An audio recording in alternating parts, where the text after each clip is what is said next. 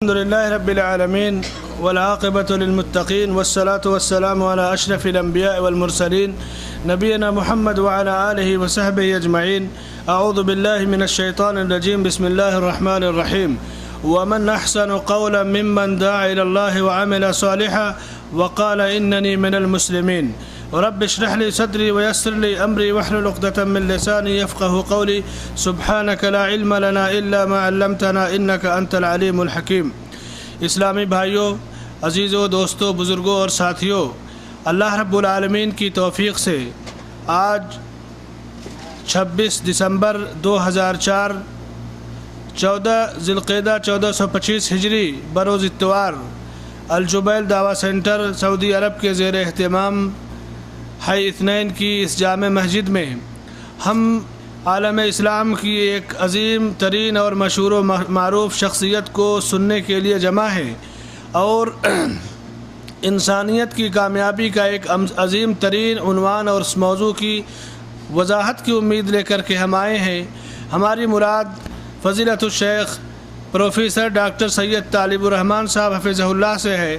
Doctor صاحب نے پاکستان میں رہ کر کے حدیث میں PhD کیا ہے اور پاکستان ہی کے اندر زراعہ کلیت الزراعہ میں آپ پروفیسر ہیں اور معہد الاسلامی کے ڈائریکٹر جنرل ہیں.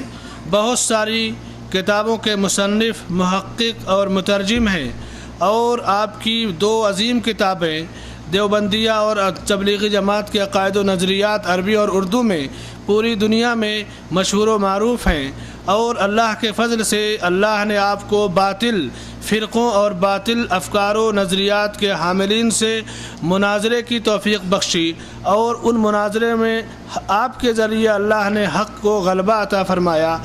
ہم شکر گزار ہیں ڈاکٹر صاحب کے کہ ابھی جلد ہی آپ سعودیہ سے پاکستان تشریف لے گئے تھے، لیکن جب ہم نے الجبیل دعویٰ سینٹر کے زیر اہتمام ہونے والے اجلاس میں شرکت کی دعوت دی اور آپ لوگوں کی خواہشات کا اظہار کیا تو ڈاکٹر صاحب نے اسے قبول فرمایا اور ہم الجبیل دعویٰ سینٹر کے ذمہ داروں کا، مدراء اور مسئولین کا بھی شکریہ ادا کرتے ہیں کہ انہوں نے ہمیں ہند و پاک کے دور دراز علاقے سے ایک شخصیت کو مدعو کرنے کا موقع دیا، ان کے مصارف کو برداشت کیا. ہم اللہ سے دعا کرتے ہیں کہ اللہ رب العالمین ہم جو کچھ اس مجلس میں کہیں اور سنیں ان پر عمل کرنے کی توفیق عطا فرمائے اور ڈاکٹر صاحب کی باتوں سے مستفید ہونے کی توفیق بخشے. میں بغیر کسی اپنی اس تمہید کو طول دیے ڈاکٹر صاحب حفظہ اللہ سے درخواست کرتا ہوں کہ آپ آئیں اور آپ کا جو موضوع ہے دعوت اللہ کے اصول و ضوابط، اس موضوع کی وضاحت فرمائیں اور انشاءاللہ محاضرے کے بعد سوال و جواب کا بھی سلسلہ شروع ہوگا. آپ ذہنی طور سے اپنے سوالوں کو تیار رکھیں. ڈاکٹر صاحب حفظہ اللہ تشریف لا رہے ہیں.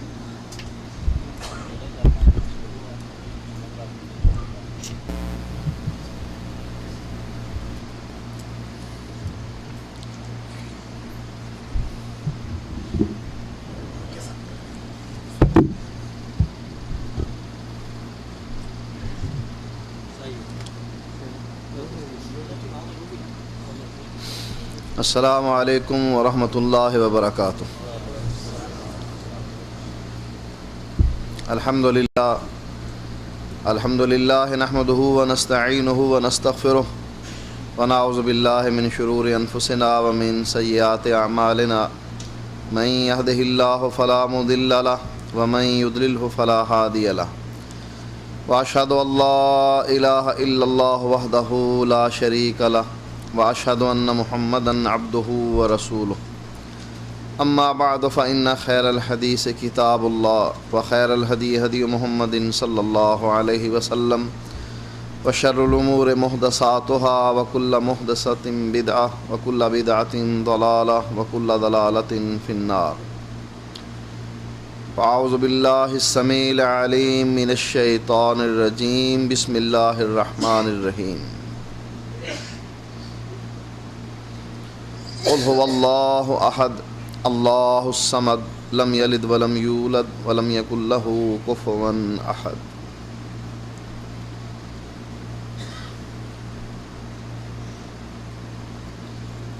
اسلام دین فطرت ہے.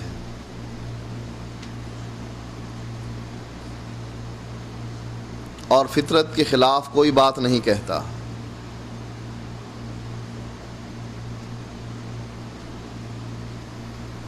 اس کے اصول و ضوابط عقل سے ماورا نہیں بلکہ عقل میں آنے والے ہیں۔ اسلام بے عقلی کی تعلیم نہیں دیتا، بلکہ جو کچھ کہتا ہے وہ عین عقل اور فطرت کے مطابق ہوتا ہے۔ یہ علیحدہ بات ہے کہ ہماری عقل ضعیف ہے، ہمیں وہ بات اگر سمجھ نہ آئے یہ ہماری عقل کا قصور ہے، اسلام کا کوئی قصور نہیں۔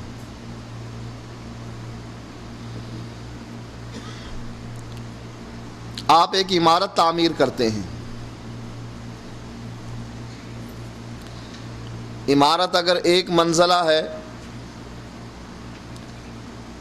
آپ اس کی بنیاد پر زیادہ پیسہ خرچ نہیں کرتے،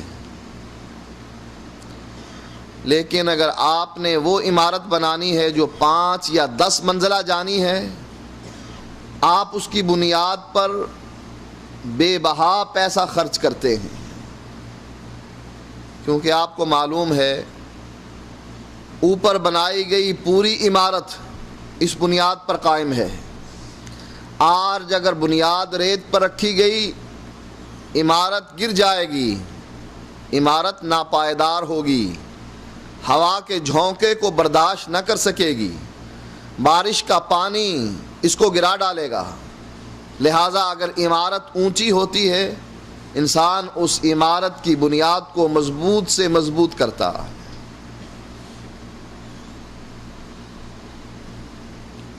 اسلام کی عمارت بہت اونچی ہے،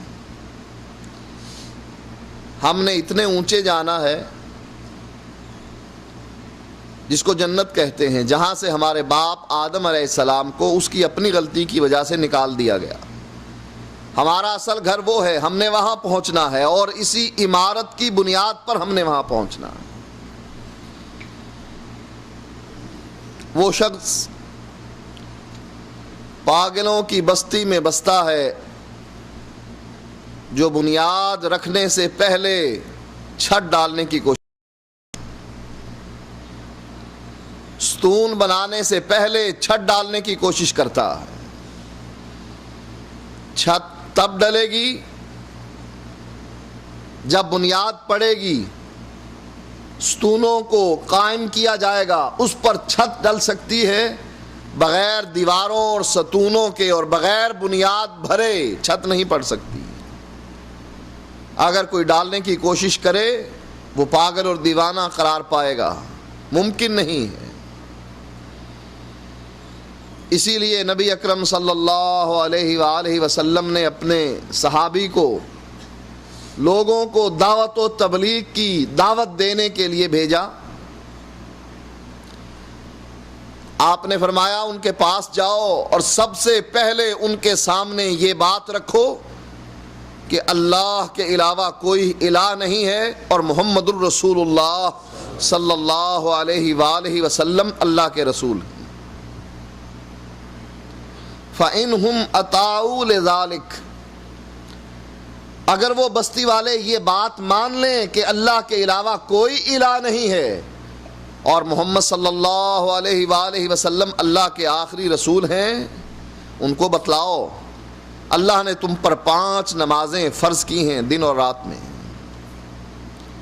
اگر وہ یہ بات بھی مان لیں، ان کو بتلاؤ کہ اللہ تعالیٰ نے تم پر زکوٰۃ فرض کی ہے، تُؤْخَذُ مِنْ أَغْنِيَائِهِمْ وَتُرَدُّ إِلَىٰ فُقَرَائِهِمْ، یہ زکوٰۃ ان کے امیر لوگوں سے لے کر ان کے فقیروں میں بانٹ دی جائے گی۔ اگر وہ اس کو بھی مان لیں، ان کو بتلاؤ کہ اللہ تعالیٰ نے تم پر مہینے بھر کے روزے فرض قرار دیے ہیں۔ اگر وہ اس کو بھی مان لیں، ان کو بتلاؤ کہ اللہ تعالیٰ نے صاحب استطاعت پر حج کو فرض قرار دیا ہے۔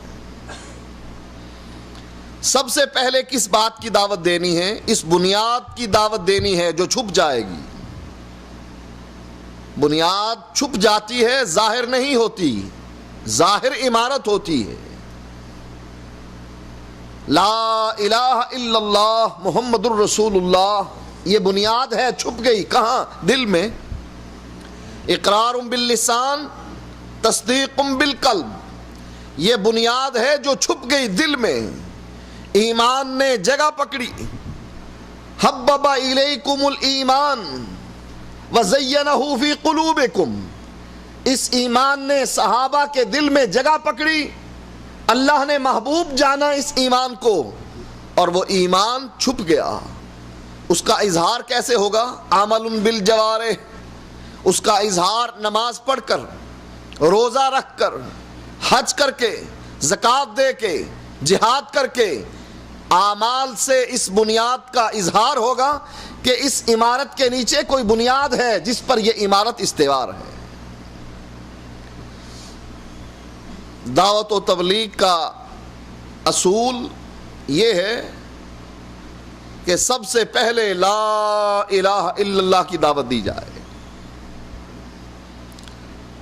اگر لا الہ الا اللہ وہ بنیاد اور محمد الرسول اللہ جو اس بنیاد کا دوسرا حصہ ہے، اگر اس پر ایمان نہیں، آپ اس کو دعوت دیتے ہیں کہ آئیے روزے رکھتے ہیں، آئیے نماز پڑھتے ہیں، آئیے صدقہ خیرات کرتے ہیں، آئیے جہاد کو چلتے ہیں، یہ دعوت دین اسلام کے اصول کے خلاف.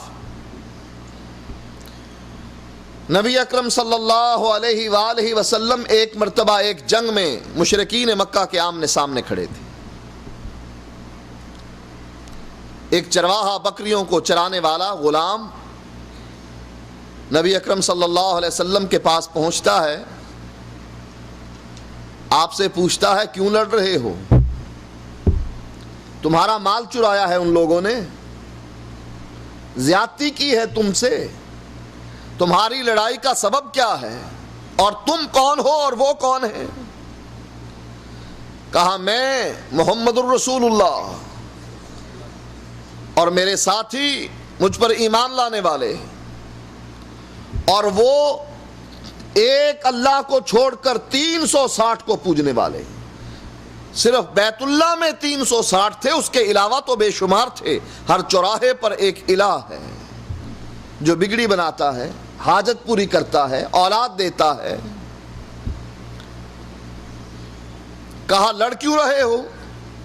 کہا اللہ نے مجھ کو لڑنے کا حکم دیا. امرت ان اقاتل الناس، مجھ کو حکم دیا گیا کہ میں لڑوں، اور اس وقت تک لڑتا رہوں جب تک کہ لوگ اللہ کی وحدانیت کو مان نہیں لیتے. کہا اس لڑائی کا کوئی فائدہ ہے؟ کہا ہاں اس لڑائی کا فائدہ ہے. کہا کیا؟ کہا جو ہماری طرف سے لڑ کر مرے گا وہ جنت میں جائے گا، اور ان کی طرف سے لڑے گا جہنم میں جائے گا. کہا یہ جنت جو ہے یہ امیر لوگوں کے لیے ہے یا غریبوں کو بھی اس میں داخل کیا جائے گا؟ کہا جنت ہر اس کے لیے ہے جو اللہ پر ایمان لاتا ہے، عمل صالح کرتا ہے، چاہے وہ بلال حبشی ہی کیوں نہ ہو وہ جنت میں جائے گا، اور چاہے مکے کا سردار ابو لہب، ابو جہل اور ابو طالب ہی کیوں نہ ہو وہ جہنم میں جائے گا. کہا میں بھی جا سکتا ہوں؟ کہا ہاں تو بھی جا سکتا ہے. کہا یہ بکریاں ہیں ان کا کیا کروں؟ کہا ہانک دے بستی کی طرف، اپنے گھروں میں چلی جائیں گی. کہا اچھا پھر کیا کروں؟ پہلے لڑوں ان لوگوں سے جن سے آپ لڑ رہے ہیں، یا پہلے اسلام قبول کروں؟ آپ نے فرمایا پہلے لا الہ الا اللہ کہہ، پہلے اس کلمے کو پڑھ، شہادت دے اس بات کی کہ اللہ کے علاوہ کائنات میں کوئی الہ نہیں، اور مان اس کو کہ میں اللہ کا آخری نبی ہوں. کلمہ پڑھنے سے پہلے لڑنے کے لیے جانا یہ گمراہی ہے، اس سے کوئی فائدہ نہیں ہوگا. نبی اکرم صلی اللہ علیہ وآلہ وسلم کے ساتھ ایک شخص میدان جنگ میں لڑائی میں مصروف تھا. اس کا شمار کافروں میں ہوتا تھا، لیکن لڑ مسلمانوں کی طرف سے رہا تھا. قتل ہوا، زخمی ہوا، شدید زخمی ہوا، مرنے کے قریب ہوا، نبی اکرم صلی اللہ علیہ وآلہ وسلم نے اس کی طرف اپنے صحابہ کو بھیجا کہ جاؤ اس سے پوچھو، قوم کی حمیت میں لڑنے کے لیے آیا ہے، تیری قوم لڑ رہی ہے اس لیے لڑنے کے لیے آیا ہے، یا کوئی لڑنے کا مقصد کچھ اور ہے؟ ہم تجھے مسلمان نہیں سمجھتے ہیں، ہمارے سامنے تو نے اقرار نہیں کیا، لیکن تو لڑائی میں ہماری طرف سے شریک ہے، ہمیں یہ بتلا قوم کی حمیت میں لڑنے کے لیے آیا ہے کہ تیرا قبیلہ لڑ رہا ہے یا کوئی اور سبب ہے؟ صحابہ پہنچے تو کہنے لگا میں قوم کی حمیت میں لڑنے کے لیے نہیں آیا، بلکہ میں نے اسلام قبول کر لیا تھا اور میں اسلام کی حمایت میں لڑنے کے لیے آیا، کیونکہ اس کو پتا تھا اگر قوم کی وجہ سے لڑنے کے لیے آیا، کلمہ نہیں پڑھا، عمل کیا لڑائی کا، اور وہ عمل جو اسلام کی کوہان ہے اس پر عمل کیا، اگر بنیاد نہیں رکھی جہنم ملے گی، جنت نہ ملے گی۔ اسی لیے وہ غلام پوچھتا ہے پہلے کلمہ پڑھوں یا لڑوں؟ آپ نے فرمایا پہلے بنیاد رکھ، پھر جا کر لڑائی میں شرکت کرنا۔ اسلام قبول کر کے میدان جنگ میں اترا، پہلے ہی ریلے میں شہید ہو گیا۔ نبی اکرم صلی اللہ علیہ وآلہ وسلم نے فرمایا اس نے کوئی عمل نہیں کیا، اس کو موقع ہی نہیں ملا، عمارت بنانے کا موقع ہی نہیں ملا، نہ نماز، نہ روزہ، نہ حج، نہ زکوٰۃ، یہ اللہ کے راستے میں مر گیا، میں نے اس کے سرہانے جنت کی 72 حوروں کو بیٹھے ہوئے دیکھا۔ ثابت کیا ہوا؟ اگر بنیاد صحیح ہے، لا الہ الا اللہ پر ایمان ہے تو جنتی ہے، اور اگر لا الہ الا اللہ پر ایمان نہیں، عمل بے شمار ہے، کبھی جنت نہیں ملے گی۔ دعوت و تبلیغ کا پہلا اصول لوگوں کو دعوت دو، یا ایھا الناس قولوا لا الہ الا اللہ۔ وہ ڈاکٹر بڑا ہی بے وقوف ہے جو ٹی بی کے مریض کا علاج پہلے اس کے نزلے اور بخار کی بیماری کا کرتا ہے، بعد میں دیکھتا ہے کہ اس کا کیا علاج کیا جائے گا۔ پہلے وہ بیماری جو اس کو دیمک کی طرح چاٹ رہی ہے اس کے علاج کے بارے میں سوچئے۔ نزلہ اور زکام جان لیوا بیماری نہیں ہے۔ اگر آپ امت کو اس بات کی دعوت دیتے ہیں یا ایھا الناس قولوا لا الہ الا اللہ، جیسا کہ اللہ کے نبی نے یہ دعوت دی تھی، چاہے اس دعوت کے بدلے میں پتھر پڑے، کانٹوں پر چلنا پڑے، سر پر خاک ڈلوانی پڑے، گریبان پھڑوانا پڑے، چہرے پر تھوکنا برداشت ہے، بیٹیوں کو طلاق دلوانی پڑے، اپنا آبائی شہر مکہ چھوڑنا پڑے، یہ تو گوارا ہے، لیکن اس دعوت میں شرکت گوارا نہیں۔ لوگ آئے تھے، آ کر کہتے تھے 3 چیزیں ہیں، زن، زر اور زمین، جس کے لیے انسان جیتا ہے۔ اے محمد تجھ کو کیا چاہیے صلی اللہ علیہ وآلہ وسلم؟ کہا مال چاہیے اس دعوت کے بدلے میں، بتلا سونے اور چاندی کا ڈھیر تیرے قدموں میں لگا دیں گے۔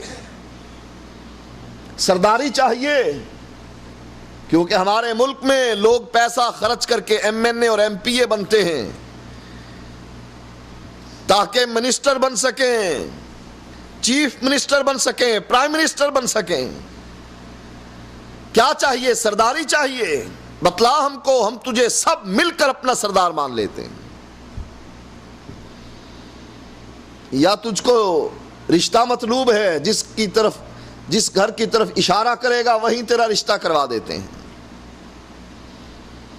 اللہ کے نبی جواب میں کہنے لگے جس کا مفہوم قرآن کی یہ آیت ہے، ان صلاتی و نسکی و محیایا و مماتی للہ رب العالمین، میرا مرنا، میرا جینا، میری نماز، میری قربانی، میرے اعمال اللہ کے لیے ہیں، دنیا کے لیے نہیں۔ قوم آئی آپ کے چچا کے پاس، کہنے لگی اس کام سے رک جاؤ۔ چچا بھی مشورہ دیتا ہے، بھتیجے اتنا بوجھ نہ ڈال جس کو میں برداشت نہ کر سکوں۔ نبی کی آنکھوں میں آنسو آ گئے، آپ کہنے لگے چچا یہ تیری قوم اگر دائیں ہاتھ پر سورج اور بائیں پر چاند بھی رکھ دیں میں تب بھی اس لا الہ الا اللہ کی دعوت سے نہیں رکوں گا، یا تو اس راستے میں میری موت آ جائے گی یا اللہ کا دین غالب آ جائے گا، جیسا کہ قرآن کہتا ہے هو الذی ارسل رسولہ بالہدی ودین الحق لیظہرہ علی الدین کلہ۔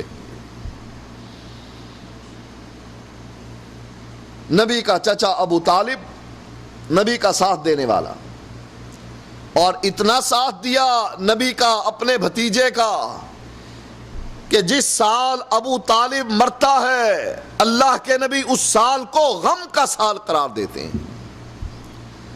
بھتیجے جا، جو کہنا ہے کہہ، جو انگلی تیری طرف اٹھے گی کاٹ دوں گا، جو آنکھ تیری طرف اس طریقے سے دیکھے گی وہ آنکھ پھوڑ دوں گا، کوئی تجھ کو کچھ نہ کہہ سکے گا۔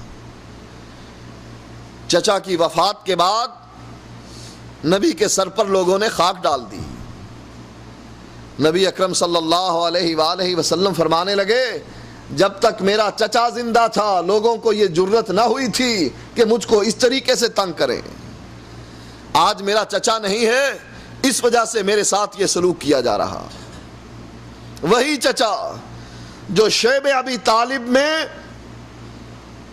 کتنے سال تک نبی کا ساتھ دیتا رہا، کھانے کے لیے روٹی نہ تھی، گوشت نہ تھا، بچوں کے پاس پینے کے لیے دودھ نہ تھا، بچے پیاس سے بلبلاتے تھے اور گھاٹی سے باہر لوگ ان کی بلبلاہٹ سنا کرتے تھے۔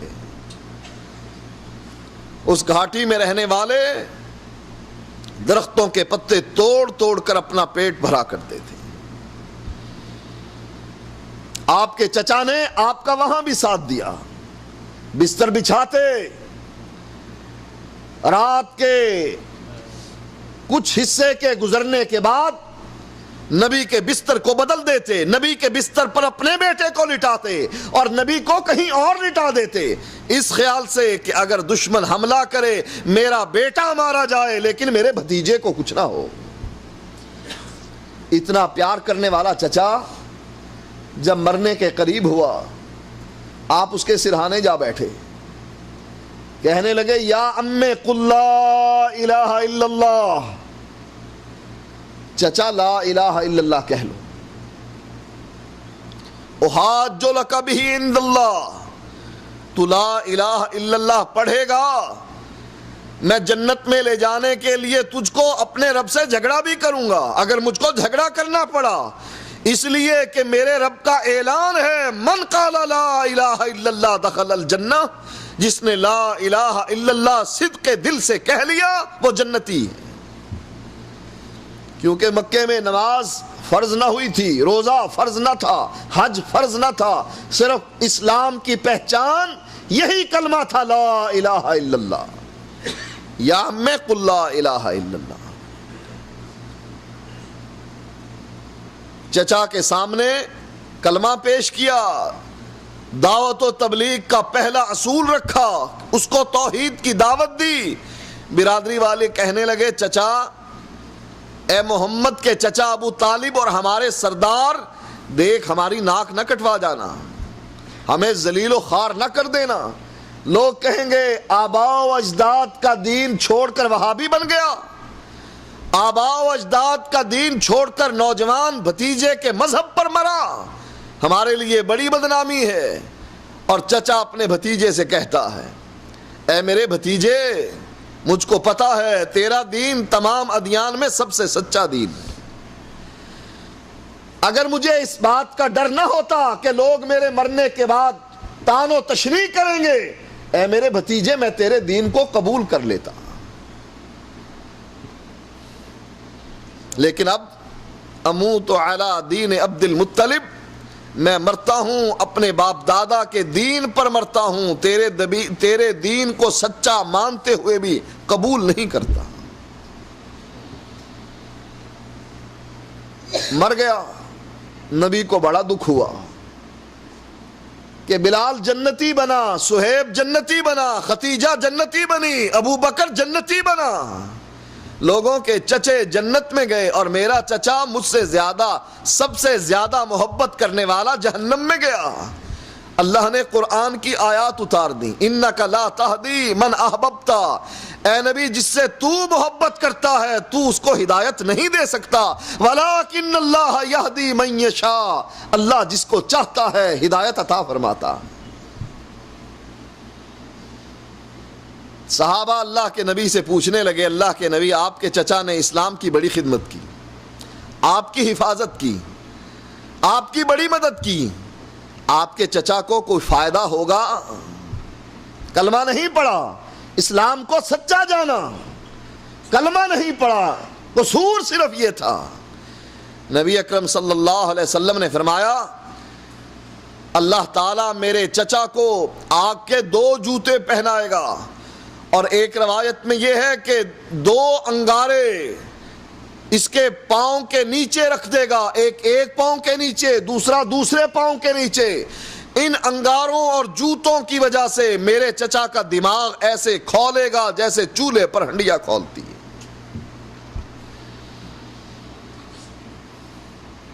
چچا کے اعمال کم تھے، لوگوں کو توحید کی دعوت دینے کی بجائے اعمال کی دعوت دینے والوں سوچو، نبی کے چچا کے اعمال کم تھے، تمہارے سارے اعمال ایک طرف اور نبی کی حفاظت کا اکیلا عمل ایک طرف، تمہارے اعمال اس کی برابری نہیں کر سکتے ہیں. نبی اکرم صلی اللہ علیہ وسلم کا پڑوسی یہودی، اس کا نوجوان بیٹا، اس کا آخری وقت آیا اور اللہ کے نبی اس کے بھی سرہانے جا بیٹھے، اور اس یہودی نوجوان سے مخاطب ہو کر کہنے لگے قل لا الہ الا اللہ، دے اس بات کی گواہی کہ اللہ کے علاوہ کوئی الہ نہیں. وہ نوجوان اپنے باپ کو دیکھتا ہے، آنکھوں ہی میں اجازت طلب کرتا ہے کہ میں اس کی بات مانوں یا نہ مانوں. کوئی جواب نہیں. اللہ کے نبی نے اس نوجوان سے پھر کہا قل لا الہ الا اللہ. اس نوجوان نے پھر باپ کے چہرے پر نگاہ ڈالی. باپ نے کہا اطیع ابا القاسم، مان لے بات اس کی، اس لیے کہ باپ کو پتا تھا کہ یہ آخری نبی سچا نبی ہے. یعرفونہ کما یعرفون ابناءہم، وہ اللہ کے نبی کو ایسا جانتے تھے جیسا باپ اپنے بیٹے کو پہچانتا کہ یہ اللہ کا سچا نبی. اس نے زبان سے کہا اشہد اللہ الہ الا اللہ و اشہد ان محمد الرسول اللہ. اللہ کے نبی اس کے سرہانے سے اٹھے، دروازے سے باہر نکلے، تھوڑی ہی دور گئے، گھر سے چیخ و پکار بلند ہوئی جو اس بات کا اعلان تھا کہ یہ نوجوان مر گیا. اللہ کے نبی نے فرمایا الحمدللہ، اللہ تعالیٰ نے میری وجہ سے، میرے سبب ایک اور جان کو جہنم کی آگ سے آزاد کر دیا. کیا ہے دعوت و تبلیغ کا اصول؟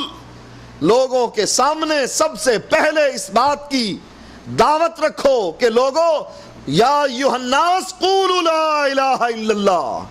اگر اس دعوت کا، بنیاد کا انکار کیا تو یہ شخص کبھی بھی جنت میں نہیں جائے گا. ہماری بدقسمتی کہ ہم لوگوں نے اس منہج کو چھوڑ دیا. لوگوں کو دعوت دیتے ہیں آئیے نماز کے لیے، آئیے دوسرے اعمال کے لیے، ذکر اور اذکار کے لیے، آئیے زکریا صاحب کی کتابوں کی سما کے لیے، لیکن لوگوں کو اس بات کی دعوت نہیں دیتے کہ آئیے اللہ کی توحید کی طرف. اور بات یہاں تک جا پہنچتی ہے کہ اگر کوئی جماعت کسی قبر کے ارد گرد طواف کر رہی ہے تو یہ شخص بھی اس طریقے سے اس قبر کے ارد گرد طواف کر رہا. ان کو منع نہیں کرتا کہ طواف حرام ہے، طواف بیت اللہ کا ہو سکتا ہے، قبر کا طواف بہت بڑا گناہ ہے، کفر ہے، شرک ہے. اس بات کی دعوت نہیں دیتا، بلکہ خود بھی اس قبر کے ارد گرد طواف کر رہا ہے اور اس کو کہتا ہے طواف کرنے والے کو اللہ کے راستے میں ایک چلہ دے دو. اللہ کے بندے یہ اصول، یہ طریقہ اللہ کے نبی کا تھا. مشرکین مکہ تو یہ طریقہ لے کر آئے تھے، آ کر کہنے لگے تھے ایسا کرو اے عبداللہ کے بیٹے محمد، ایسا کرو 1 سال ہم تیرے الہ کو پوج لیتے ہیں، 1 سال تو ہمارے الہ کو پوج لینا. نبی اکرم صلی اللہ علیہ وسلم کے ذہن میں تھوڑی سی یہ بات آئی کہ اگر اس طریقے سے ان کو میں 1 سال اللہ کی توحید پر لے آؤں، پھر یہ واپس پلٹ کر شرک میں کہاں جائیں گے. اللہ کے نبی کے ذہن میں تھوڑا سا خیال آیا. اللہ نے قرآن میں کیا کہا؟ اے نبی اگر ہم تجھ کو نہ بچاتے، تو قریب تھا، ان کی طرف تھوڑا سا جھک جاتا، پھر اِذَا لَأَذَقْنَاكَ ضِعْفَ الْحَيَاةِ وَضِعْفَ الْمَمَاتِ، اے اللہ کے نبی اگر تو تھوڑا سے بھی ان کی طرف جھک جاتا، ہم تجھے دنیا میں تیری زندگی کا بھی عذاب دیتے دوہرا، اور تجھے مرنے کا بھی دوہرا عذاب دیتے. اصول دعوت و تبلیغ کا یہ ہے کہ کوئی مانے یا نہ مانے، کوئی اس کو آگ میں گرانے کا منصوبہ بنائے. ابراہیم خلیل اللہ آگ میں گرنا گوارا کرے، لیکن اللہ کے ساتھ شرک گوارا نہ کرے.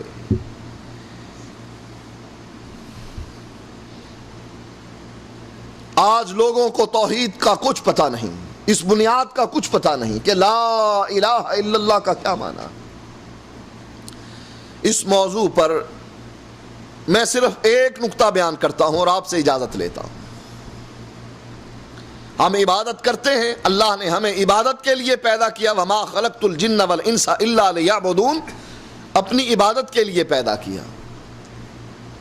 اللہ کے نبی نے اس عبادت کا مغز کیا بتلایا؟ الدعاء مخ العبادہ، پکار یہ عبادت کا مغز ہے. اللہ قرآن میں کہتا ہے ادعونی استجب لکم، مجھ کو پکارو میں تمہاری پکار کو سنتا ہوں. اور جن کو تم پکارتے ہو، ان الذین تدعون من دون اللہ، اللہ کو چھوڑ کر جن کو تم پکارتے ہو، یا بہاول حق بیڑا دھک.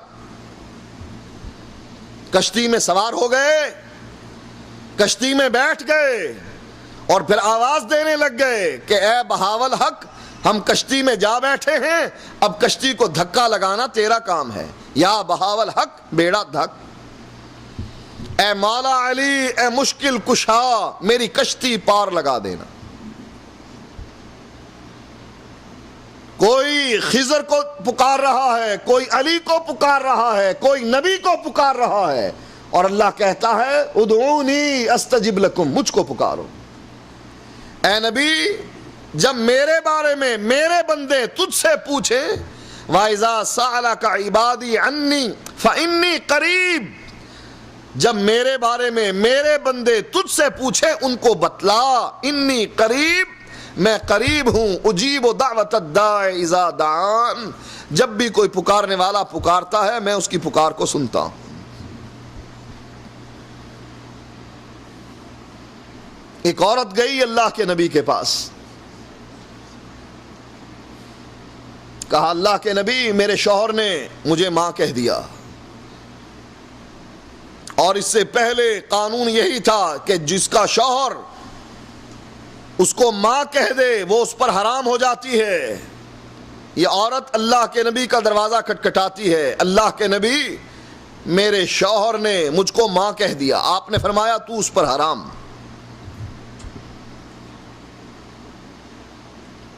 اللہ کے نبی میرے چھوٹے چھوٹے بچے ہیں میں کہاں جاؤں؟ اللہ کے نبی فرمانے لگے تجھ پر حرام، تو اس پر حرام. کہا اللہ کے نبی مجھ کو اب کون قبول کرے گا، میں کس کے دروازے کو کھٹکھٹاؤں؟ کہا تو اس کے نکاح میں دوبارہ نہیں جا سکتی. اللہ کے نبی کچھ تو کیجئے. آپ نے فرمایا کچھ نہیں کر سکتا، میں اللہ کے حکم کا پابند ہوں. فاستقم کما امرت، اللہ اپنے نبی کو بھی کہتا ہے ویسے سیدھا رہ جیسا میں تجھ کو حکم دیتا ہوں. اور اگر تو نے کوئی ایسی بات کہہ دی وَلَوْ تَقَوَّلَ عَلَيْنَا بَعْضَ الْأَقَاوِيلِ، اگر تو نے کوئی ایسی بات کہہ دی جو ہم نے نہیں کہی، لَأَخَذْنَا مِنْهُ بِالْيَمِينِ ثُمَّ لَقَطَعْنَا مِنْهُ الْوَتِينَ، ہم تجھ کو دائیں ہاتھ سے پکڑ کر تیری شاہ رگ کاٹ کر رکھ دیں گے۔ میں مجبور ہوں، میں کچھ نہیں کر سکتا۔ عورت روتی ہے، گڑ گڑاتی ہے، منتیں کرتی ہے، جواب نفی میں ملتا ہے نبی کی طرف سے۔ جب وہ دیکھتی ہے یہ دروازہ بند ہو گیا، آسمان کی طرف نگاہ اٹھاتی ہے کہ اللہ تو بھی میری بات سن رہا ہے کہ نہیں۔ اللہ فوری اپنے نبی پر جبریل کو بھیج دیتا ہے اور کہتا ہے قد سمع اللہ قول التی تجادلک فی زوجہا، اے اللہ کے نبی، اللہ نے اس عورت کی بات سن لی جو اپنے شوہر کے بارے میں تجھ سے جھگڑا کر رہی تھی۔ آج سے اللہ نے اس قانون کو ختم کر دیا ہے اور دوسرا قانون نافذ کر دیا۔ اگر کوئی شوہر اپنی بیوی کو ماں کہہ دے وہ اس پر حرام نہیں ہوگی، میں نے یہ قانون خولا کے لیے بدل دیا ہے۔ ادعونی استجب لکم، مجھ کو پکار کر تو دیکھو، میں تمہاری پکار کو سنتا ہوں۔ ہم تو انسان ہیں، اللہ حیوانوں کی بھی سنتا ہے۔ یہ کتیا کس دربار پر جاتی ہے اولاد لینے کے لیے؟ 12 بچے ہوتے ہیں، 12 بچے۔ کس اولاد کس قبر پر جا کر نظر و نیاز دیتی ہے، وسیلہ مانگتی ہے، کس کے پاس جاتی ہے؟ اللہ جانوروں کو بھی دیتا ہے۔ سلیمان علیہ السلام کے زمانے میں قحط پڑ گیا، بارش نہ ہوتی تھی، لوگ تنگ پڑ گئے۔ سلیمان علیہ السلام انسانوں کو، جنوں کو، اپنے لشکر کو لے کر باہر نکلے، چلو صلاۃ استسقاء پڑھتے ہیں۔ میدان میں اکٹھے ہو کر گڑ گڑاتے ہیں، اپنی چادر کو بدلتے ہیں، دعا کرتے ہیں کہ اللہ ہماری حالت کو بھی بدل دے، قحط ختم کر دے، آسمان سے بارش برسا دے۔ ابھی ہی راستے میں ہی ہیں، اپنے لشکر کو لے کر جا رہے ہیں، سامنے دیکھا ایک ننھی سی چیونٹی، جن چیونٹیوں کو ہم اپنے قدموں تلے پتہ نہیں دن میں کتنی مرتبہ مسل ڈالتے ہیں، اپنی پیٹھ کے بل زمین پر لیٹی ہوئی اور اپنی چھوٹی چھوٹی ٹانگیں آسمان کی طرف بلند کر کے کہتی ہے اے اللہ نحن خلق من خلقک، اللہ ہم بھی تو تیری مخلوق ہیں، ہمیں پانی کی ضرورت ہے، اللہ اگر تو ہمیں پانی نہ دے گا ہم کس کے دروازے کو کھٹکھٹائیں گے؟ سلیمان علیہ السلام نے چونٹی کی دعا سنی، اپنے ساتھیوں کو کہنے لگے واپس پلٹ چلو۔ کہا کیوں؟ ہم تو مانگنے جا رہے تھے، دعا کرنے جا رہے تھے، صلاۃ استسقاء ادا کرنے جا رہے تھے، واپس کیوں چلیں؟ کہا اللہ تعالیٰ نے چونٹی کی بات سن لی ہے، دعا قبول کر لی ہے، آسمان سے بارش برسانے کا فیصلہ کر دیا۔ تیری سنتا نہیں، پیروں کی موڑتا نہیں، گھوڑے کے سامنے ہاتھ باندھ کر ہم کھڑے ہوتے ہیں، شیعوں کی دلدل کے سامنے ہاتھ باندھ کر کھڑے ہوتے ہیں، اس کے نیچے سے اپنے بیٹوں کو گزارتے ہیں۔ ہماری تیرے آگے، تیری اس کے آگے، ہماری سنتا نہیں، تیری موڑتا نہیں۔ اور اللہ کہتا ہے بدبختو، میں تو اپنے دروازے کو جانوروں کے لیے کھلا رکھتا ہوں، تم جانوروں سے افضل ہو، تم میرے نبی کی امت ہو، اشرف المخلوقات ہو، میرے دروازے کو چھوڑ کر کہاں جا رہے ہو؟ اسی لیے اللہ تعالیٰ یہ فرق واضح کرتا ہے قرآن میں، یا ایھا الناس ضرب مثل فاستمعوا لہ۔ اللہ کہتا ہے میں ایک مثال بیان کرتا ہوں، اس کو سنو تو صحیح۔ ان الذین تدعون من دون اللہ، جن کو تم اللہ کے علاوہ پکارتے ہو، لن یخلقوا ذبابا، وہ تو ایک مکھی بھی پیدا نہیں کر سکتے۔ ہے کوئی نبی جو مکھی پیدا کر دکھائے؟ ہے کوئی ولی جو مکھی پیدا کر دکھائے؟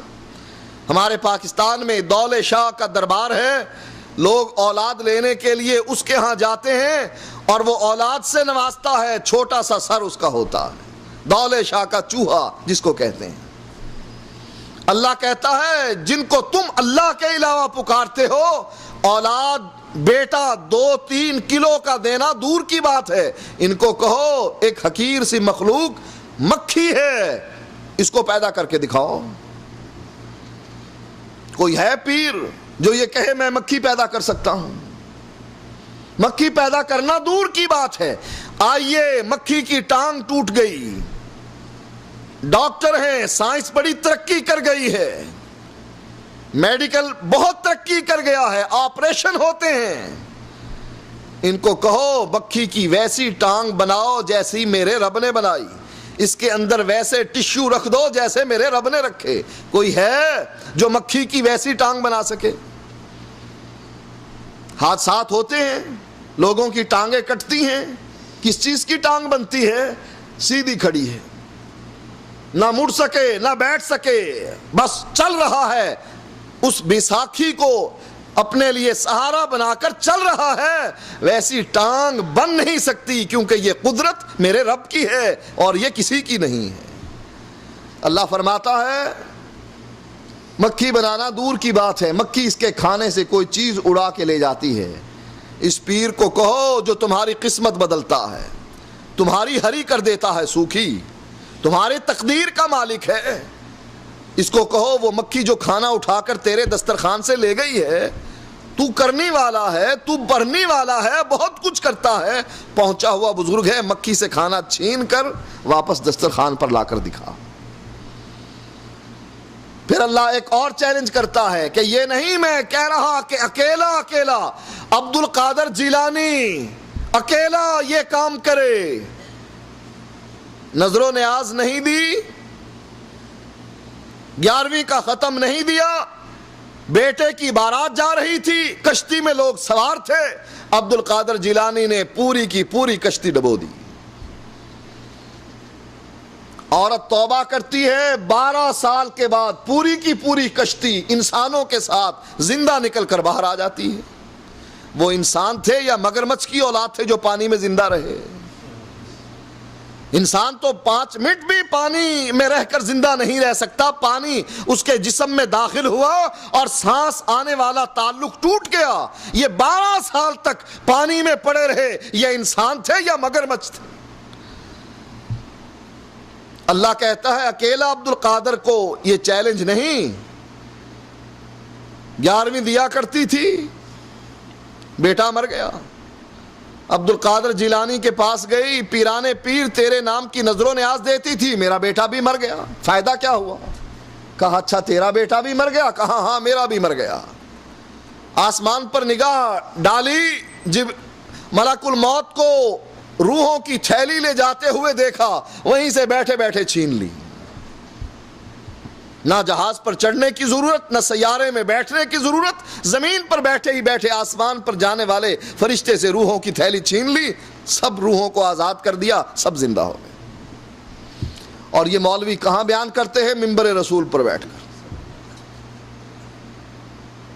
یہ کہانیاں جو گھڑ لی گئی ہیں عقیدہ توحید کے خلاف, یہ وہاں بیان کی جاتی ہیں کہ جہاں بیان ہونے تھا یا ایھا الناس قولوا لا الہ الا اللہ, وہاں یہ چیزیں بیان ہوتی ہیں. اللہ چیلنج کرتا ہے کہ اے عبد القادر, اے خضر, اے علی, اے نبی, اے ولی, یہ دعوت, یہ چیلنج تم اکیلے اکیلوں کو نہیں, وَلَوِ اجْتَمَعُوا لَهُ, اگر سارے آدم سے لے کر آخری انسان تک سارے ولی, نبی, اولیاء, پیر, بزرگ سب اکٹھے ہو جائیں, اگر سب اکٹھے ہو جائیں تب بھی مکھی سے نہ کھانا چھین سکتے ہیں, نہ مکھی کو پیدا کر سکتے ہیں. ضعف الطالب والمطلوب, پیر بھی کمزور ہے, مرید بھی کمزور ہے. اور یہ کمزوری کیسی ہے؟ پیر صاحب مر گئے, اب پیر جب مر جاتا ہے اپنا لباس خود اتارتا ہے یا مرید اتارتے ہیں؟ اپنا استنجا خود کرتا ہے یا مرید کرواتے ہیں؟ کوئی انسان اندر سے زندہ ہو, طاقت رکھتا ہو, کبھی ممکن ہے بے غیرت ہوگا وہ دوسروں سے استنجے کروائے گا؟ کہتے ہیں اندر سے زندہ ہیں ویسے ہی چپ کر کے لیٹے. ہمارے مولوی صاحب کہنے لگے تقریر کرتے ہوئے اس مولوی کو مخاطب کر کے, اچھا اگر وہ اندر سے زندہ ہیں اور چپ کر کے لیٹے ہیں, تو بھی زندہ ہے, تو بھی ذرا چپ کر کے لیٹ, میں تیرا استنجا کرتا ہوں.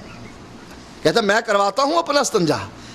یہ کہنے لگے اچھا وہی بیچارے بے غیرت بن گئے تھے کہ اندر سے زندہ بھی تھے اور چپ کر کے لیٹے رہے. اللہ بتلاتا ہے جس کو تو پکار رہا ہے اموات غیر احیاء، مر گئے ہیں. غیر احیاء زندہ نہیں ہیں. وما یشعرون ایان یبعثون، ان کو تو یہ بھی پتہ نہیں یہ قبر کب پھاڑی جائے گی. ان کو لکڑی کے تختے پر کون ڈالتا ہے؟ خود چل کر جاتے ہیں یا مرید گھسیٹ کر لاتے ہیں؟ نہلانے کے بعد ان کو کفن کون پہناتا ہے؟ چارپائی پر کون ڈالتا ہے؟ چارپائی کندھے پر اٹھا کر قبرستان کون پہنچاتا ہے؟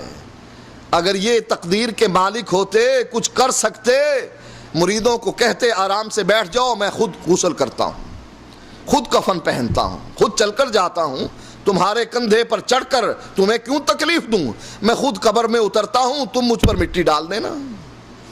مرید اس کو چادروں میں باندھ کر لٹکاتے ہیں بسم اللہ وعلی ملت رسول اللہ، اور کہتے ہیں مٹی ڈالو ثواب ملے گا.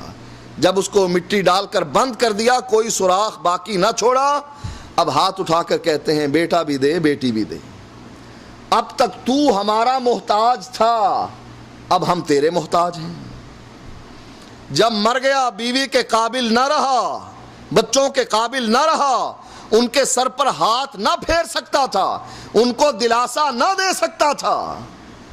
جب کسی قابل نہ رہا، بیوی نے کہا لے جاؤ اس کو دفن کر دو، بچوں نے کہا لے جاؤ اس کو دفن کر دو. جب تک قابل تھا اور بات تھی، اور جب محتاج بن گیا، کچھ کرنے کے قابل نہ رہا، ہم نے کہا یہ گنج بخش ہے، فیض بخش ہے، داتا ہے، دیتا ہے، داتا ہے. ضیاء الحق بھی اپنی زندگی میں کہا کرتے تھے داتا کی نگری میں جا رہا ہوں. ارے بدبخت، داتا کی نگری نہیں، اس رب کی نگری ہے، اس نے بنائی ہے، وہ جب چاہے مٹا دے. یہ داتا داتا نہیں، مر گیا ہے، اس کے پلے کچھ نہیں رہا، اس کا گوشت کیڑے کھا گئے، اس کی ہڈیاں مٹی چاٹ گئی، قبر کھود کے دیکھ کچھ نہ ملے گا. ہاں وہ زندہ ہے، وتوکل علی الحی الذی لا یموت. اللہ کہتا ہے مجھ زندہ کو چھوڑ کر اس مردہ کے پیچھے پڑا ہوا ہے جس کو اپنا بھی کچھ اختیار نہیں ہے، اور میں لا تأخذہ سنۃ ولا نوم، نہ مجھ کو نیند آتی ہے نہ مجھ کو اونگ آتی ہے. نیند اونگ آئے تو کیوں آئے؟ یہ سویا پڑا ہے اور اس کی مخلوق میں سے ایک بندہ اس کو پکار رہا ہے. یہ سویا پڑا، اس کو کیا پتا؟ رب کو نیند اور اونگ اس لیے نہیں آتی، یہ پوری کائنات ہے. اس زمین کے علاوہ بھی بہت سے سیارے ہیں جس پر مخلوقات بستی ہے، چرند پرند ہیں، درندے ہیں، حشرات الارض ہیں، یہ کیڑے مکوڑے ہیں، یہ سب اللہ کو پکارتے ہیں. ہر چیز اللہ کی تسبیح کرتی ہے. اگر اللہ سو جائے، ان کی پکار کا جواب کون دے؟ ان کی دعاؤں کو کون سنے؟ ان کی مشکلوں کو کون حل کرے؟ اس کا معنی یہ ہے کہ اللہ تعالیٰ یہ کہتا ہے، اور صحیح بات ہے، کہ یہ لا تأخذہ سنۃ ولا نوم، نہ مجھ کو نیند آتی ہے نہ مجھ کو اونگ آتی ہے. اسی لیے فرمایا وتوکل علی الحی الذی لا یموت، اس ذات پر بھروسہ رکھ جس ذات کو موت نہیں آئے گی. اگر تو بھروسہ کائنات کی سب سے بڑی ہستی محمد الرسول اللہ پہ بھی رکھے گا، ایک وقت آئے گا انکا میت و انہم میتون، تو نے بھی مر جانا ہے اور لوگوں نے بھی مر جانا. لہذا دعوت و تبلیغ کا پہلا اصول، لوگوں کو دعوت دیجئے عقیدہ توحید کی.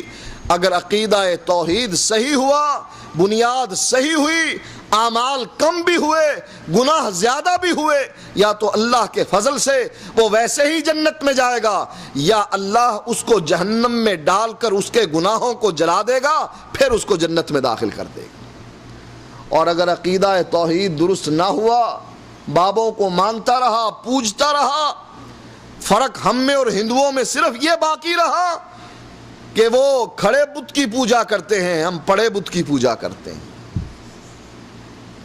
وہ اپنے بزرگوں کے بت بنا کر کھڑے کر لیتے ہیں، اور ہم اپنے بزرگوں کو لٹا کر مٹی ڈال کر اس پر چادر ڈال کر اے سی لگا دیتے ہیں، لائٹنگ کر دیتے ہیں. ہم کہتے ہیں تم کھڑے بت کی پوجا کرو، ہم پڑے بت کی پوجا کرتے ہیں.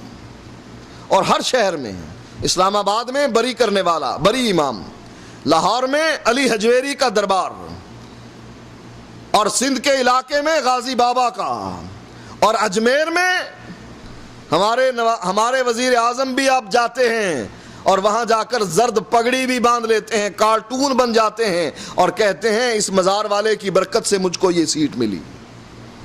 اگر یہ عقیدہ ہوا جو عقیدہ آج کے مسلمانوں کا ہے، یاد رکھیے آپ کی نمازیں بیکار، روزے بیکار، حج بیکار، ساری زندگی کے اعمال برباد ہو جائیں گے اگر عقیدہ توحید درست نہ ہوا۔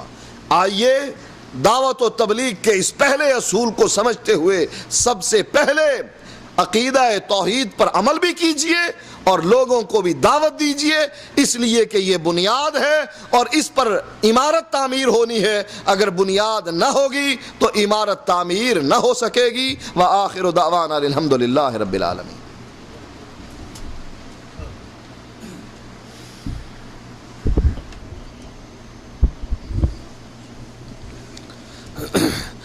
جزاکم اللہ خیر وبارک فیکم۔ محترم دوستوں اور ساتھیوں، ابھی ہمارے پروگرام کا جو سلسلہ ہے سوال و جواب کا وہ جاری ہے، اب شروع ہوگا۔ ہم ڈاکٹر صاحب کا شکر گزار ہیں کہ ڈاکٹر صاحب نے اپنا قیمتی وقت دیا، اور آپ کو بتاؤں کہ ڈاکٹر نے یعنی جبیل کے کسی ڈاکٹر نے آپ نے اپنا بی پی جب کل چیک کرایا تو تقریر کرنے سے منع کر دیا ہے، لیکن یہ آپ لوگوں کی محبت ہے اور افایت ہے کہ ڈاکٹر صاحب کل سے ماشاءاللہ کیمپ 14 میں اور آج اپنا پروگرام جاری رکھے ہیں۔ ہم اللہ سے آپ کی صحت کی اور اعمال کی قبولیت کی دعا کرتے ہیں۔ ہمارے بھائیوں نے چند سوال کیے ہیں۔ ایک صاحب نے سوال کیا ہے کہ کسی جماعت کے اوپر تنقید کرنا کیسا ہے، قرآن اور حدیث کی روشنی میں جواب دیں۔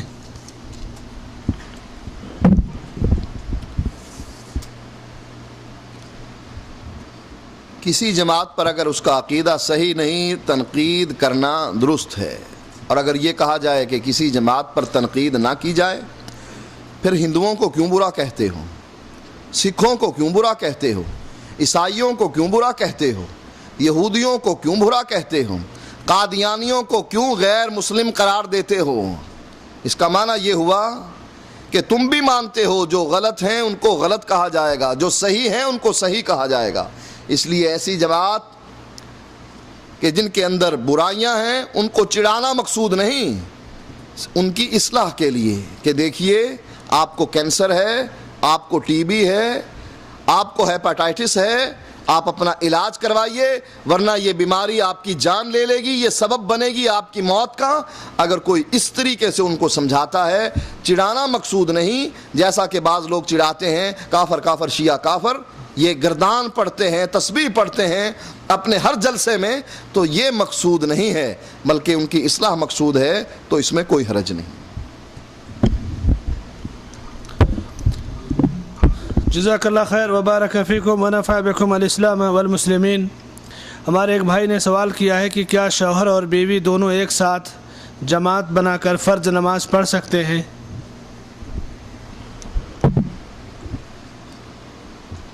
شوہر اور بیوی ایک ساتھ فرض نماز باجماعت ادا کر سکتے ہیں، لیکن شوہر اگلی صف میں کھڑا ہوگا، بیوی پچھلی صف میں، ساتھ ساتھ کھڑے نہیں ہوں گے۔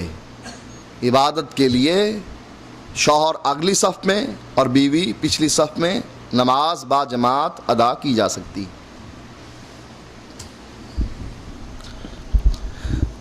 جزاکم اللہ خیر وبارک فیکم ونفع بکم الاسلام والمسلمین۔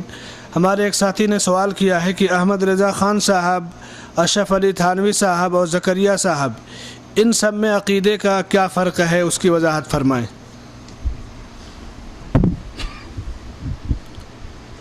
کوئی فرق نہیں، سارے ہی اس تالاب میں ننگے ہیں۔ آپ نے احمد رضا صاحب کے بارے میں سنا ہی ہوگا، کتابوں میں پڑھا ہی ہوگا، ان کے ہاں عقیدہ ہے کہ جمعرات کو روحیں آتی ہیں اور دروازے پر کھڑی ہو جاتی ہیں اور آ کر پوچھتی ہیں کیا پکایا۔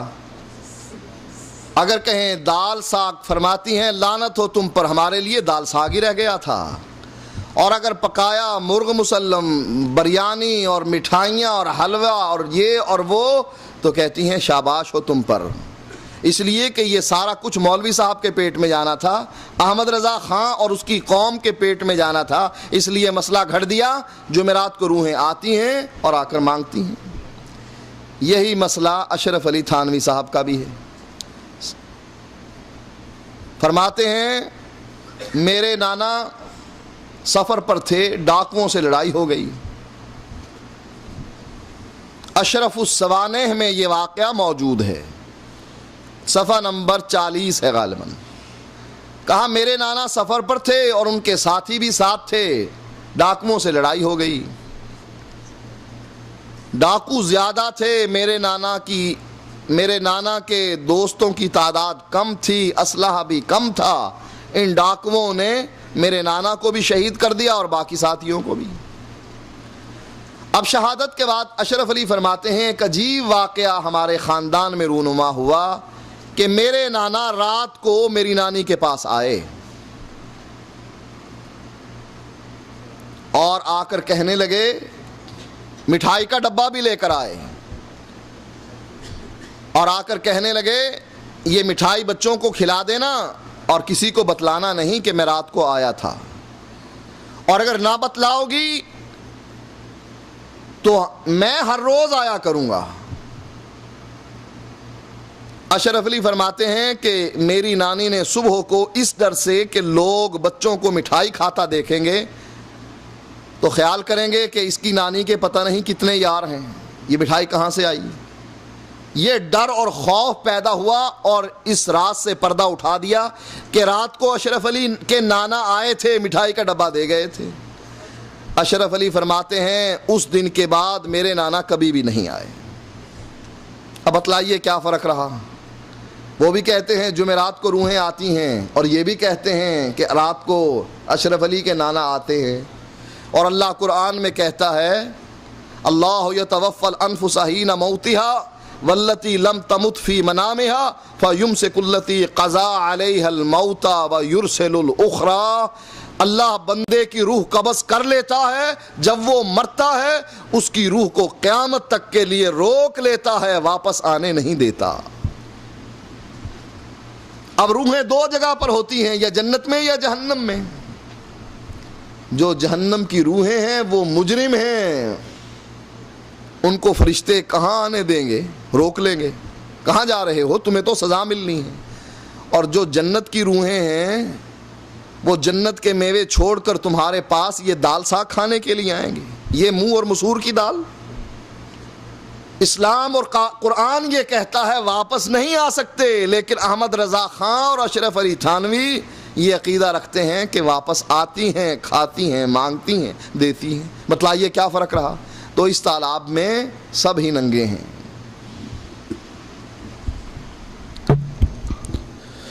جزاکم اللہ خیر وبارک فیکم ونفع بکم الاسلام والمسلمین۔ فضیلت الشیخ ڈاکٹر طالب الرحمن صاحب حفظہ اللہ، لوگوں کے درمیان یہ بات مشہور ہے کہ کسی کافر کو کافر نہیں کہنا چاہیے۔ ہم آپ سے اس سوال کی، اس کے جواب کی وضاحت چاہتے ہیں۔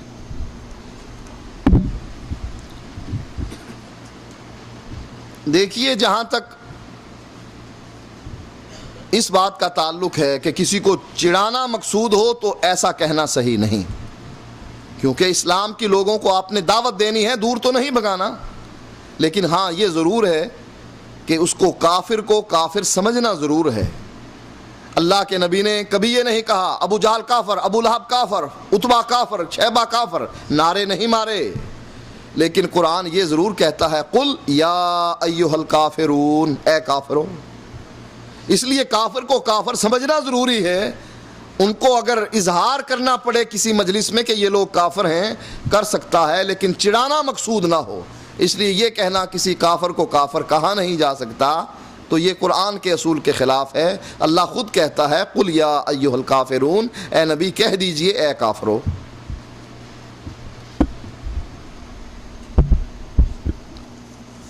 جزاکم اللہ خیر وبارک فیکم۔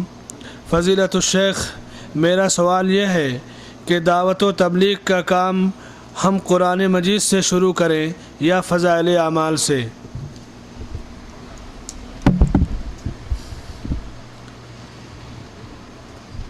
یہ بتلائیے کہ دعوت و تبلیغ کا کام اللہ کے نبی نے قرآن سے شروع کیا یا فضائل اعمال سے؟ اللہ کہتا ہے ما کنت تدری مل کتاب ولل ایمان، تجھ کو پتہ نہیں تھا کہ ایمان کیا ہے، کتاب کیا ہے، قرآن کیا ہے۔ ولیکن جعلناہ نورا نہدی بہ من نشاء، ہم نے اس کو نور بنایا اور لوگوں کے دلوں کو اس نور سے ہم منور کرتے ہیں۔ ایک آدمی آیا اور آ کر یہی چیزیں جو میں نے آپ کے سامنے بیان کی 3 سامنے رکھ دیں، شادی کروا لو، سرداری لے لو، مال لے لو، اس کام کو چھوڑ دو۔ آپ نے فرمایا تو نے اپنی بات کہہ دی؟ وہ کہنے لگا ہاں کہہ دی۔ آپ نے فرمایا پھر میری بھی سن لے۔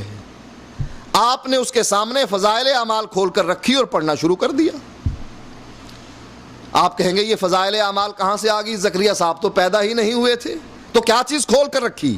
نبی اکرم صلی اللہ علیہ وسلم نے مکے کے اس قریشی کے سامنے قرآن کی آیات تلاوت کرنا شروع کر دی، اور جب نبی کی زبان سے وہ عذاب الہی کا تذکرہ آیا، اس نے اٹھ کر نبی کے ہاتھ پر، نبی کے منہ پر اپنا ہاتھ رکھ دیا، کہہ دیا بس بس بس، اس سے آگے نہ جائیے، اور اٹھ کر چل پڑا اور اپنی قوم کو جا کر کہنے لگا اس کو اس کے حال پر چھوڑ دو، اگر تو وہ سچا ہے اور وہ کامیاب ہو گیا، تمہاری جیت ہے کہ تمہارے قبیلے کا ایک فرد اونچا چلا گیا، حکمران بن گیا، بادشاہ بن گیا، اس کی بات، اس کا دین پھیل گیا، اور اگر وہ جھوٹا ہے لوگ اس کو خود ختم کر دیں گے، تم اس کو کچھ نہ کہو۔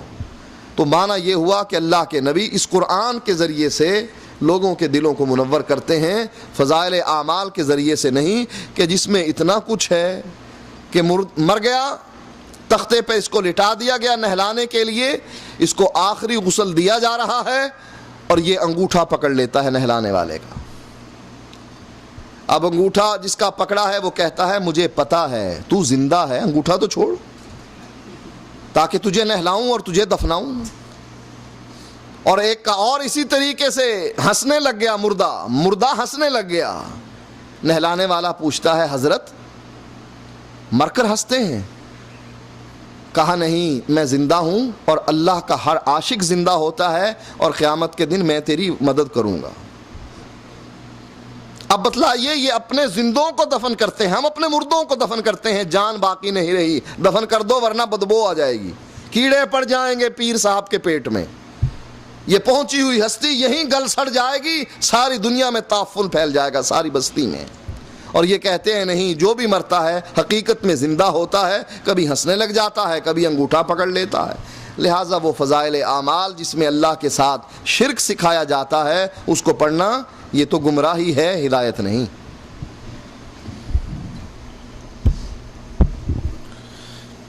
جزاکم اللہ خیر وبارک فیکم۔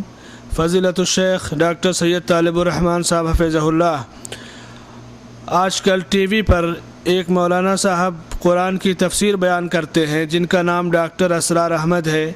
ہم آپ سے درخواست کرتے ہیں کہ ان کے عقیدے کے بارے میں بتائیے تاکہ ہم اسی لحاظ سے ان کی باتوں کو قبول یا رد کرنے میں اپنا فیصلہ کر سکیں۔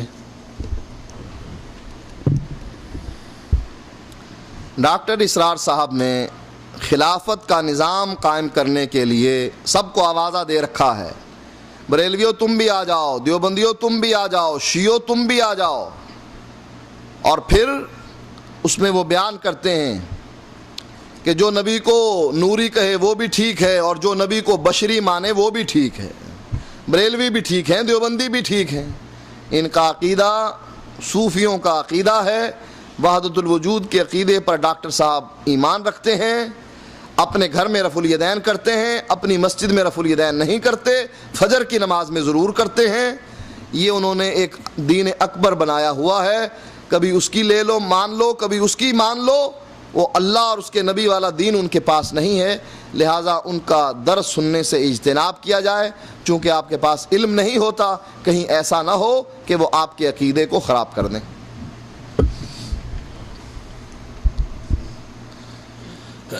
جزاکم اللہ خیر وبارک فیکم۔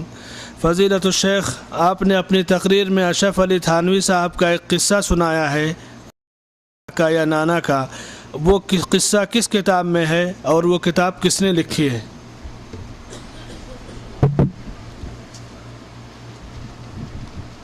میں نے ابھی آپ کو اشرف السوانح کا نام بتلایا ہے اور صفحہ نمبر اس کا غالباً 40 ہے، اور اس کا حوالہ میری کتاب دیوبندیت میں بھی موجود ہے اور عربی کی کتاب الدیوبندیہ میں بھی موجود ہے۔ جس کو چاہیے کہ وہ پورا قصہ بے عین ہی انہی الفاظ سے پڑھے، وہ جا کر اس کتاب کا مطالعہ کر لے۔ کتاب ہے اشرف السوانح۔ جزاکم اللہ خیر وبارک فیکم۔ فضیلت الشیخ، میرا سوال یہ ہے کہ اسلام میں اجتماعی طور پر قرآن خوانی کرنا منع ہے، لیکن اگر آدمی خود اکیلے قرآن پڑھنا چاہے 1 پارہ یا 2 پارہ، اور وہ 1 یا 2 پارہ پڑھ کر کے یہ کہہ کر بخش دے کہ آدم علیہ السلام سے لے کر اب تک جتنے مسلم مومن اور مرد عورتیں فوت ہو چکے، میں ان کی روح کو ایصال ثواب کے لیے یہ بخش رہا ہوں، تو اس کے اس عمل کے بارے میں اسلام کا کیا حکم ہے؟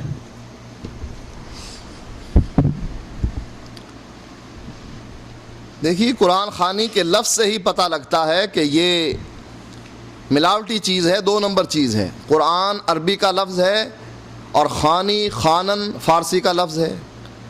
اللہ کے نبی تو عربی زبان بولتے تھے، اور یہ فارسی زبان کا استعمال اللہ کے نبی سے ثابت نہیں۔ پتہ لگتا ہے کہ ملاوٹ ہو گئی ہے اس چیز میں۔ اگر کوئی شخص اس طریقے سے علیحدہ بھی قرآن پڑھے اور آدم علیہ السلام سے لے کر آنے والے جتنے بھی لوگ ہیں مسلمان، ان کی روحوں کو بخشے، تو یہ طریقہ سنت سے ثابت نہیں، اس لیے کہ اللہ کے نبی نے یہ کام نہیں کیا۔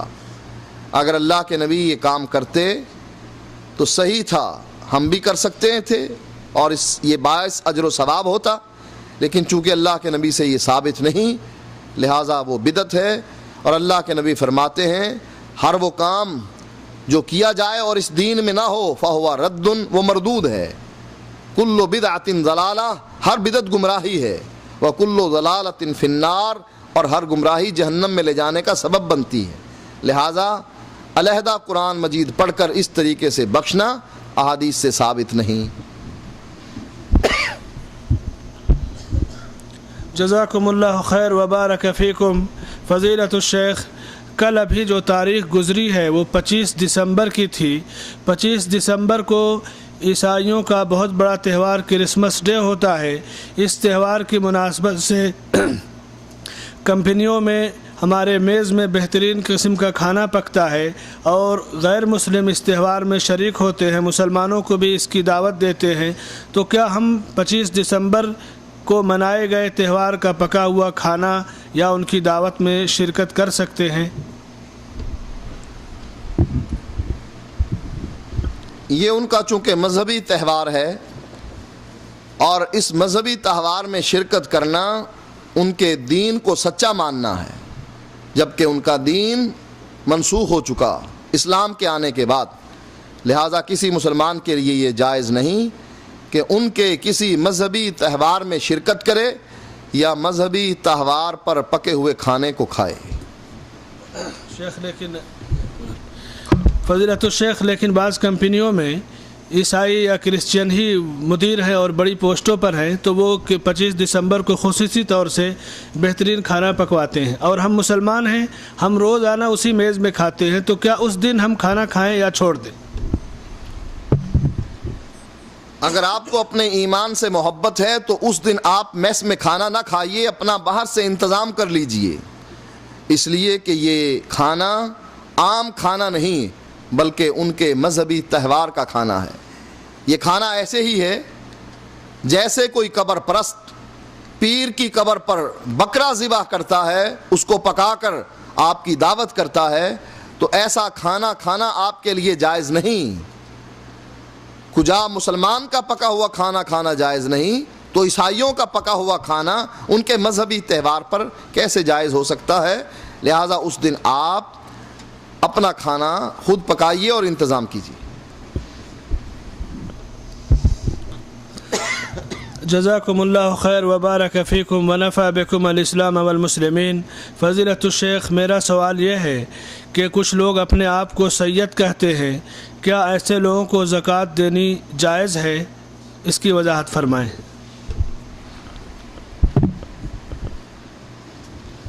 سید دو قسم کے ہوتے ہیں، ایک حقیقی، دوسرے بناوٹی۔ جنہوں نے انڈیا کی سرحد کراس کی ہے اور پاکستان میں داخل ہوئے ہیں، بعض لوگ سید بن گئے ہیں۔ دو آدمی تھے کسی بستی میں جاوا سے، ایک قریشی بن گیا، دوسرا سید بن گیا۔ ایک دوسرے کی آپس میں ملاقات ہوئی تو یہ دیکھ کر کہ تم قریشی بن گئے ہو، تمہاری حقیقت بتلاؤں، تم تو یہ تھے۔ وہ کہنے لگا اچھا اگر تو میری حقیقت بتلائے گا تو میں بھی بتلا دوں گا کہ تم تو یہ تھے، ڈھول پیٹا کرتے تھے، میراثی تھے، قوم کے سید بن بیٹھے۔ رشتہ لینے کے لیے کسی کے گھر گئے تو انہوں نے پوچھا کہ سید کا غیر سید میں نکاح درست ہے، لیکن ہمارے ہاں ایک رواج نیا چلا ہے، خلاف اسلام ہے۔ تو جن کے گھر گئے تھے ان سے انہوں نے پوچھا کہ تم تو سید نہیں ہو اور ہمارے گھر رشتہ لینے آ گئے ہو؟ کہا ہم نے سید بننے کے لیے درخواست جمع کروائی ہوئی ہے۔ تو یہ 2 نمبر اگر سید ہیں تو ان کے لیے زکوٰۃ لینا کوئی حرج نہیں، اگر وہ محتاج ہیں، مستحق ہیں، لیکن اگر واقعی آل رسول ہے اس پر زکوٰۃ حرام ہے۔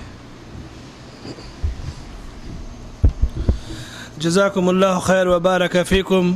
فضیلت الشیخ، کچھ لوگ کہتے ہیں کہ ہندوستان، پاکستان اور بنگلہ دیش میں 340 اولیاء کرام گئے تھے اور ان تمام کو اللہ کے رسول صلی اللہ علیہ وسلم نے عرب سے ہندوستان میں تبلیغ کے لیے بھیجا تھا۔ اس سلسلے میں ہم آپ سے وضاحت چاہتے ہیں۔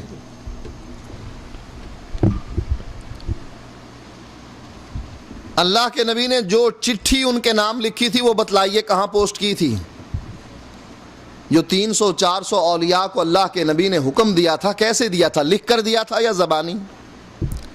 اگر لکھ کر دیا تھا وہ لیٹر ہمیں بھی دکھلا دیجئے اللہ کے نبی کا، جیسے آپ بادشاہوں کو خط لکھتے تھے کہ میں نبی ہوں، مجھ پر ایمان لے آؤ، اور اگر ایمان نہ لاؤ گے تو یہ ملک تمہارا ہوگا، اگر نہ لاؤ گے تو ہماری حکومت یہاں تک پہنچے گی جہاں تک تمہارا دارالخلافہ ہے۔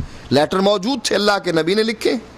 ایسا ہی کوئی لیٹر اولیاء اللہ کے نام ہو تو ہمیں بھی دکھلائیے، ہم بھی دیکھ لیں۔ اور اگر زبانی کہا تھا تو بتلائیے کس کے سامنے کہا تھا؟ اللہ کے نبی تو فوت ہو گئے، اور فوت ہو جانے کے بعد رب کہتا ہے اے نبی تو بھی جو قبر میں ہے نہیں سنا سکتا ان کو۔ لہٰذا اس قسم کا عقیدہ رکھنا کہ اللہ کے نبی نے ان کو حکم دیا تھا، یہ کہانی ہے جو لوگوں نے گھڑی ہوئی ہے۔ جیسا کہ تبلیغی جماعت کے بعض عمراء یہ کہتے ہیں کہ اللہ کے نبی کے پاس وہ اپنا ملک چھوڑ کر مدینے میں جا بسے، اللہ کے نبی نے ان کو حکم دیا جاؤ ہندوستان جاؤ، وہاں تم سے کام لیا جائے گا۔ وہ کہتے ہیں اللہ کے نبی ہم تو سب کچھ چھوڑ کر مدینے میں آپ کے پاس رہنا چاہتے ہیں، آپ نے فرمایا نہیں، تمہیں حکم دیا جا رہا ہے کہ ہندوستان میں جا کر کام کرو دین کا، تبلیغ کا۔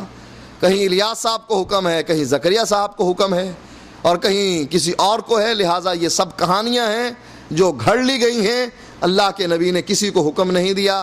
اگر حکم دیتے تو آپ اس بات کا حکم دیتے کہ میرے داماد ذوالنورین کو شہید نہ کرو، خارجیوں کو حکم دیتے میرے علی کو داماد کو کچھ نہ کہو۔ آپ نے اس وقت کوئی حکم نہیں دیا تو آج حکم دینے کے لیے آپ کو کیا ضرورت پڑ گئی تھی؟ لہٰذا نہ آپ حکم دے سکتے ہیں اور نہ یہ کتاب و سنت سے ثابت ہے، بلکہ یہ کہانیاں ہیں جو اپنے مذہب کی تقویت کے لیے لوگ گھڑ لیتے ہیں۔ جزاکم اللہ خیر وبارک فیکم۔ فضیلت الشیخ، شیخ الاسلام امام ابن تیمیہ رحمہ اللہ کی کتاب کا نام کتاب الروح ہے۔ یہ کتاب ابن قیم رحمہ اللہ کی ہے۔ سائل کی معلومات شاید صحیح نہ ہو۔ اس کتاب میں حضرت شیخ نے کرامات اور کشفیات بیان کیے ہوئے ہیں۔ کیا کرامات اور کشفیات بیان کرنا شرک ہے؟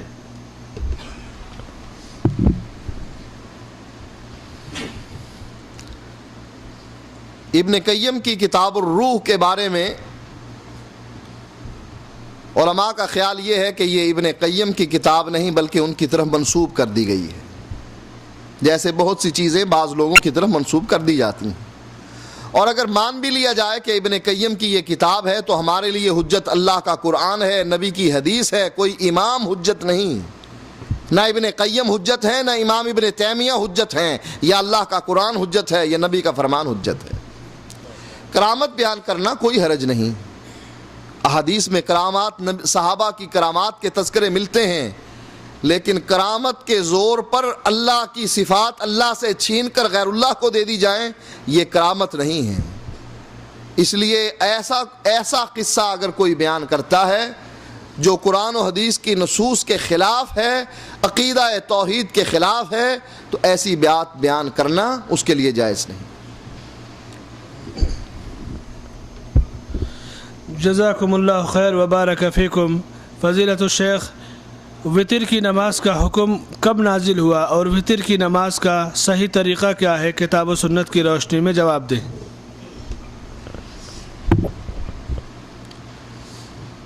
وطر کی نماز کوئی علیحدہ نماز نہیں ہے کہ اس کا کوئی علیحدہ سے حکم نازل ہوتا، بلکہ جب 5 نمازوں کا حکم ملا عشاء کی نماز میں، وطر یہ عشاء کی نماز